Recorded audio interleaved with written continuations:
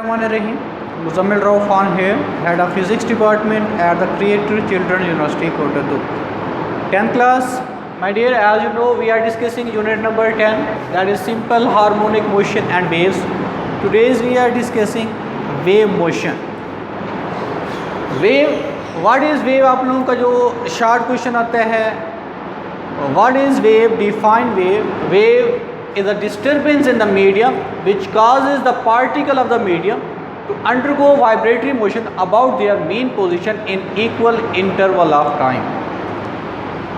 एक वेग मीडियम में पैदा शुदा एक ऐसा खलल होता है जो उस मीडियम के पार्टिकल्स होते हैं वो वाइब्रेटरी मोशन अपनी करते हैं अबाउट देयर मीन पोजीशन, अपनी वस्ती पोजीशन के गिर्द वो जो होता है उनकी वाइब्रेटरी मोशन वो परफॉर्म कर रहे होते हैं इक्वल इंटरवल ऑफ टाइम, वक्त के मसावी वक्फों के अंदर.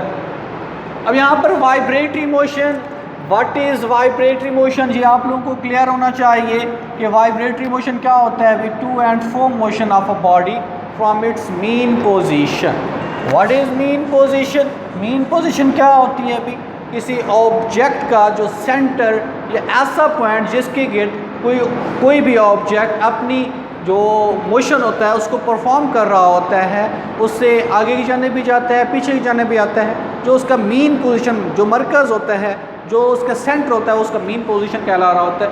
अब हमारे पास पैदाशुदा एक ऐसा खलल होता है मीडियम के जो मीडियम के पार्टिकल्स होते हैं उसमें अंदर वाइब्रेटरी मोशन करता है अपनी मीन पोजीशन के गिर्द in equal interval of time, वक्त के मसावी वक्फों के अंदर.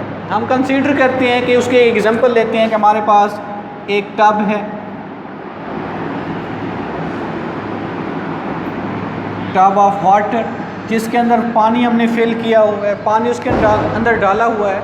अब हम क्या करते हैं, उस पानी के अंदर एक हम पेंसिल लेते हैं, फ़र्ज़ करते हैं कि ये पेंसिल है, ये उसकी टिप है.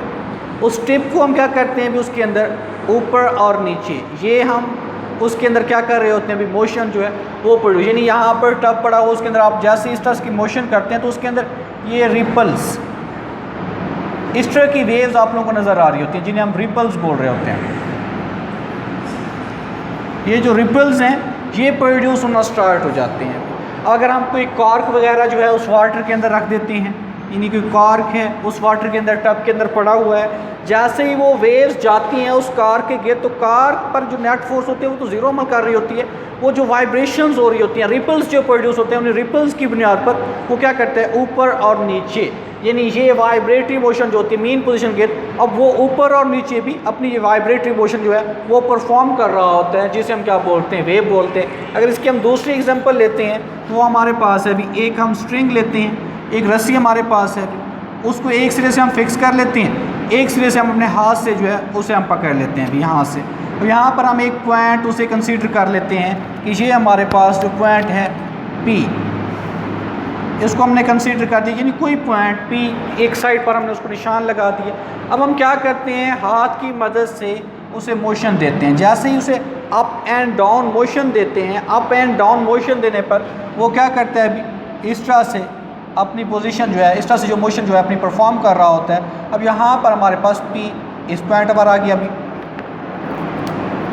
यहाँ पर P पहुँच गया. अभी अब अगर हमने दूसरा देखा, वहाँ पर हमारे पास क्या था, अभी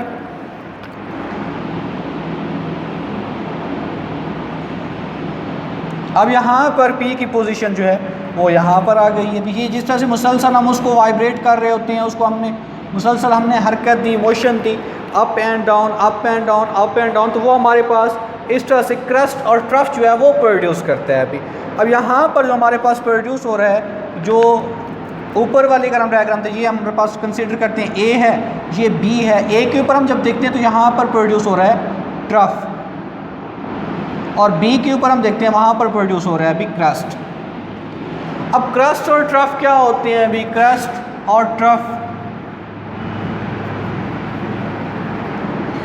जो उसका हायर पॉइंट होता है मीन पोजीशन, जब उसको मूवमेंट कर रहे होते हैं पार्टिकल्स का, जो हायर पॉइंट होता है ऊपर वाला जो हिस्सा होता है वो हमारे पास क्या होता है, अभी क्रस्ट कहलाता है. जो उसका लोअर पोजीशन होती है हमारे पास किसी भी ऑब्जेक्ट की, जब हम अप एंड डाउन मूवमेंट कर रहे होते हैं, वो उसका क्या कहलाता है, अभी ट्रफ कहलाता है. तो यहाँ पर भी क्रस्ट और ट्रफ जो है वो प्रोड्यूस होते हैं. अब यहाँ पर आप लोग देख सकते हैं कि मीडियम के अंदर डिस्टर्बेंस जो प्रोड्यूस हो रही होती है वो क्या होती है, वाइब्रेटरी मोशन परफॉर्म कर रहे होते हैं अपनी मेन पोजीशन के in equal interval of time, वक्त के मसावी वक्फों के अंदर। तो यहाँ पर हमारे पास क्या प्रोड्यूस हुआ, क्रस्ट और ट्रफ। क्रस्ट क्या होता है, अभी जो उसकी हाईएस्ट पोजीशन होती है वो हमारे पास क्या कहला रही होती है, अभी क्रस्ट कहलाती है। और ट्रफ क्या होता है, जो उसकी लोएस्ट पोजीशन होती है किसी ऑब्जेक्ट की, जब वो परफॉर्म कर रहे होते हैं, वेव मोशन जब प्रोड्यूस हो रही होती है वाइब्रेटरी मोशन करते हुए, जो उसकी लोअर पोजीशन होती है वो हमारे पास क्या कहलाती है, ट्रफ। और जो उसकी हायर पोजीशन होती है वो हमारे पास क्या होती है, क्रस्ट। उसके बाद हमारे पास आ जाती हैं भी types of motion, types of waves. Types of waves में हमारे पास उसकी जो टाइप्स हैं वो दो टाइप्स होती हैं। एक होती है मैकेनिकल वेव्स, दूसरी होती है इलेक्ट्रोमैग्नेटिक वेव्स।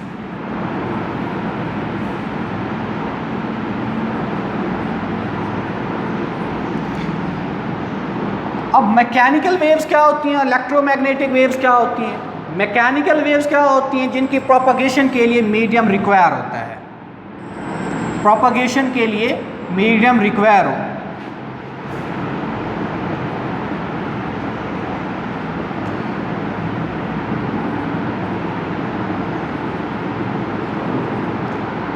मीडियम रिक्वायर हो वो हमारे पास क्या कहलाती हैं, mechanical waves. Mechanical waves are the waves which need या which require any medium for their propagation, which require any medium for their propagation are called mechanical waves.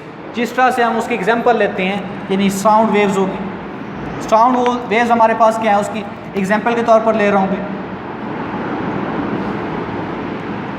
मैं बोलता हूँ, आप लोग बोलते हैं, हम में से कोई बंदा बोल रहा होता है तो हमें उसके होंठ हिलते नज़र आते हैं, लिप्स जो होते हैं वो हिलते नज़र आ रहे होते हैं, लेकिन हम आवाज़ नज़र नहीं आ रही होती, लेकिन हम उसको लिसन कर रहे होते हैं, सुन रहे होते हैं। उसकी वजह क्या होती है कि वो हमारे पास ट्रांसफ़र हो रही होती है। वेव्स जो होती है वो ट्रांसफ़र कर रही होती है एनर्जी को, इन्फॉर्मेशंस को भी वेव्स जो है वो ट्रांसफ़र कर रही होती हैं।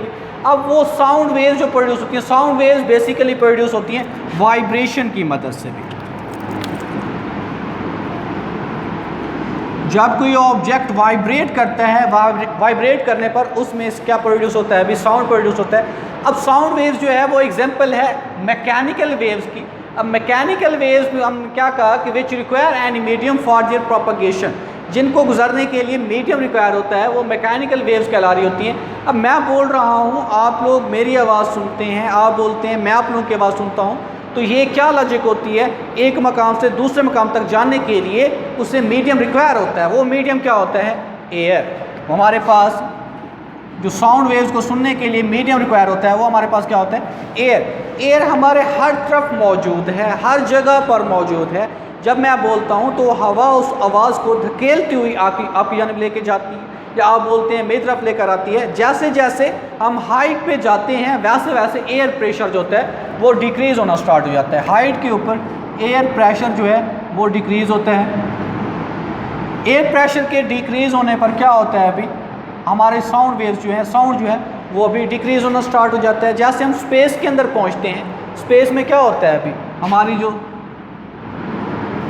साउंड होता है वो बिल्कुल सुनाई नहीं देता, होंठ हिलते नज़र आते हैं, लेकिन हमें जो आवाज़ है वो सुनाई नहीं दे रही होती। वजह क्या होती है, क्योंकि स्पेस के अंदर एयर मौजूद नहीं है। एयर ना होने पर हम एक दूसरे की आवाज़ को नहीं सुन सकते हैं। तो वहाँ पर क्या किया जाता है, जब कोई लोग जाते हैं, यानी बुलंदी के ऊपर स्पेस के अंदर जाते हैं या मून के ऊपर जब पहुँचते हैं, तो वहाँ पर वो एक दूसरे को आवाज़ को कैसे सुनते हैं, तो वहाँ पर वो इस्तेमाल करते हैं क्या, अभी इलेक्ट्रोमैग्नेटिक वेव्स। इलेक्ट्रोमैग्नेटिक वेव्स क्या होती हैं, waves which do not require any medium for their propagation, जिनकी प्रोपगेशन के लिए कोई मीडियम रिक्वायर नहीं होता। Do not require any medium for their propagation.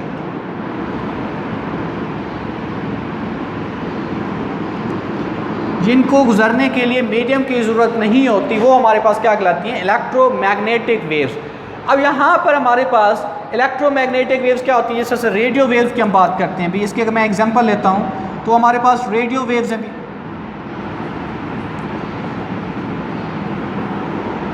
Radio waves के लिए हमें मीडियम रिक्वायर नहीं होता।